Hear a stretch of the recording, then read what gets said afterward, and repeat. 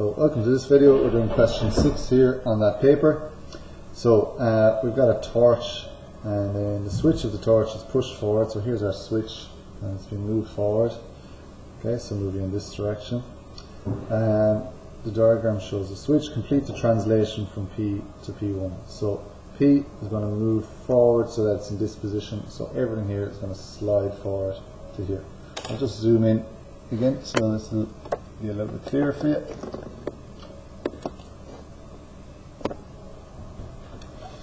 So everything is going to go the same direction and same distance as P to P1. That's what translation is. Okay, so using my sliding set squares, set it up P to P1. If you've taped down the sheet, you can use a horizontal line, that's fine. Just before that, actually, I'll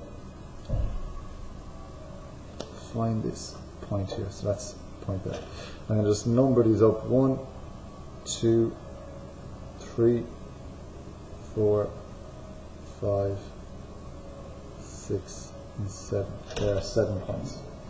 So everything is going to go in the same direction, same distance. So all these points 1, 2, 3, and 4 are actually on the same line. They're going to be moving across this way. 5, 6 is on the same line.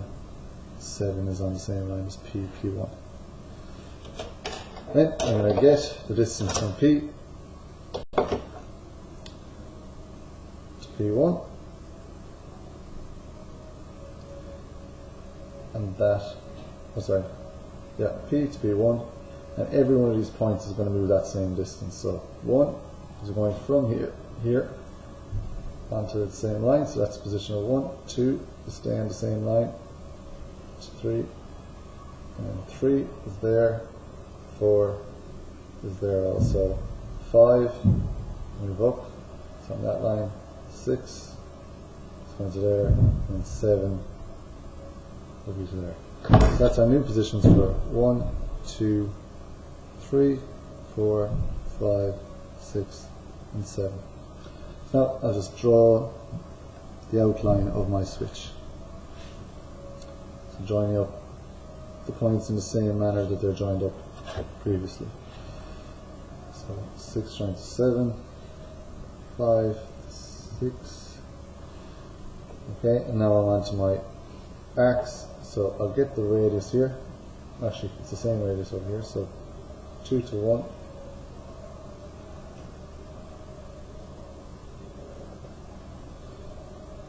And that arc should be hitting off 3, yeah. Probably didn't even need to bring point to 3, but it's done now. And 4 to 3. And that should hit off of 5. Okay, so that's our translation there of the switch. Next, we've got an image on the right that shows the design on the edge of the torch. Okay, so it's just up here in the 3D image. An incomplete drawing of design is shown below. Complete the drawing by constructing central symmetry in the point O. Okay, so here's the design we're trying to complete. Right, our point O is kind of somewhere around there. Essentially, we're going to do central symmetry, bringing all these points through point O, and there will be equal distances on each side. So let's number off our points. I'll say 1, 2, 3, 4 is my center, 5 is this one, and then I need to find the end of that straight line, so I'm going to use sliding set squares. Sliding set squares here. And go up 90 degrees from the center. And that shows me where this curve becomes a straight line. So 5 and 6. So all these points go through point O.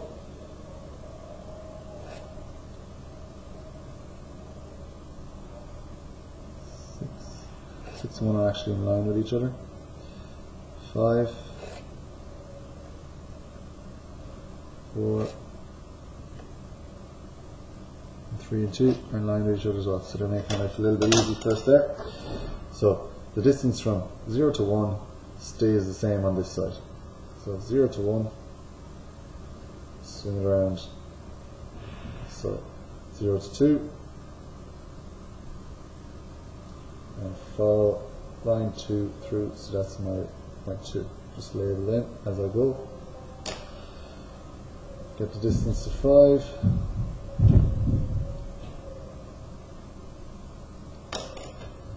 Four, 3, and that with the same line as 2. So that's my 3, 4, and lastly is 0.6, which is on the same line as point 1. Okay, so we join up 6 to 1, 2 to 1, 3 to 2. That's going to be an arc there, and that's going to be an arc there. So come back here to my original image. Actually, I can get the distance to 6.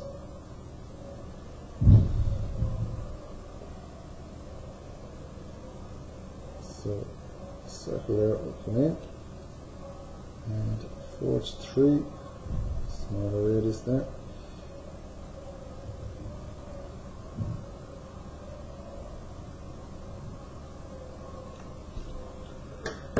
Okay, so that is that. And if they were, just while we're here, if they were asking for 2 points of contact between, or a point of contact between 2 circles, we'd join the centres of those circles. So that would be the POC of that. Okay, but they're not looking for it. Right, next up is part C here. So dark out into the light.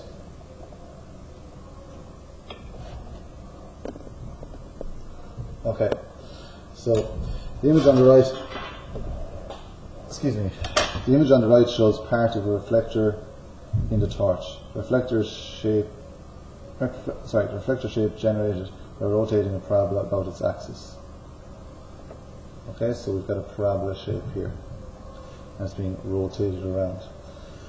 Construct the parabola given the rectangle, so that's our vertex, as they're telling us here, so our parabola is going to be like that. So we've done a parabola countless times before, so we need to divide up the sides of the rectangle.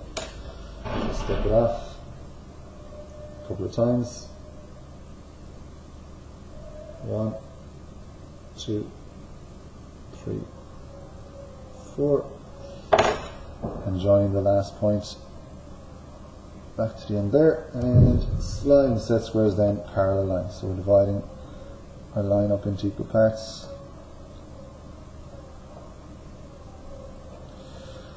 Okay, and then this particular one, actually I'll divide up this side first before we continue on. So draw a line at a random angle there, and step off an equal amount of steps as we did before. So 1, 2, 3, 4. Join the last point to the end of our line, and sliding set squares again.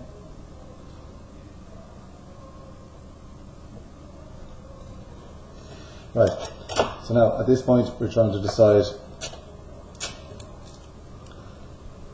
which one of these lines is going to be going to the vertex and which is going to be running straight. Okay, just make sure we don't draw straight down here and straight across here. Okay, so we want to join some of the divisions to the vertex. These have already been joined. Okay, so I'm going to join these outside ones like so.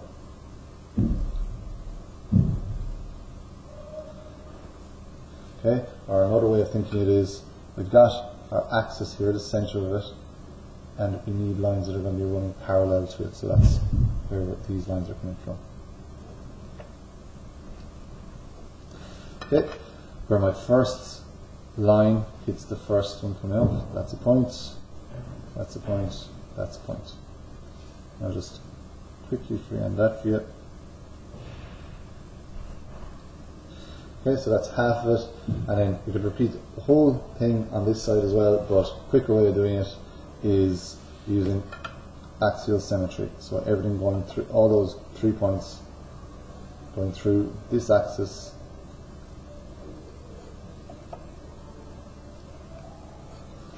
Okay, and the distance from there will be equal on this side. So the compass, set it to that distance.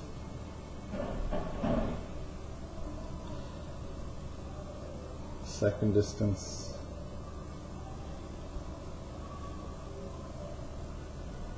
And the third distance. And I can complete my parabola. Okay, then final question here on page 9, question 6. So they're asking us, they're giving us image on the right is a recess in the logo for the torch. Complete the sketch, an incomplete sketch of the recess is shown. So here we've got our incomplete thing. Complete the sketch by constructing the tangent to the two circles. So this line here is a tangent to both this circle and this circle. Right? So what we're going to do first of all, join the centers of my spheres, or of my circles. And I'm going to bisect the distance between them.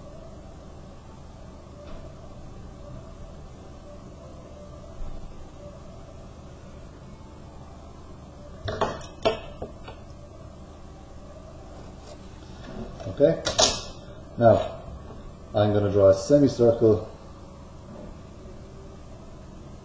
touching off of both of those centers. Okay, and where that semicircle hits this circle here and this circle here,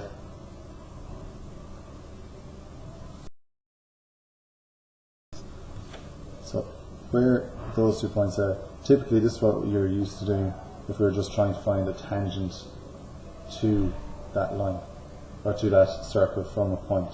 Okay, but this is slightly different because we're trying to get a tangent to both at the same time, and we can't just say there to there is the same. So we're actually going to get this radius.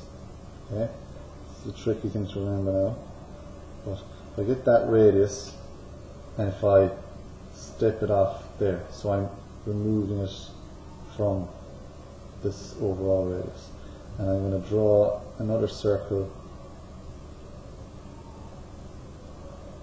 around like so.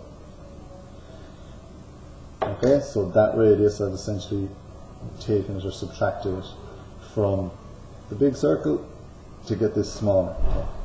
Right, where my semicircle now intersects that circle, I can draw a line out from the center like so. Okay, and I'm going to draw a parallel line to that. So let me get my sliding set squares here. So a line parallel to that, drawn from this center. Okay, and there we have the point of contact, POC and POC, between this line and those two circles. Okay, so that's actually a new construction for you that we haven't covered before. So that's question 6 on that paper completed.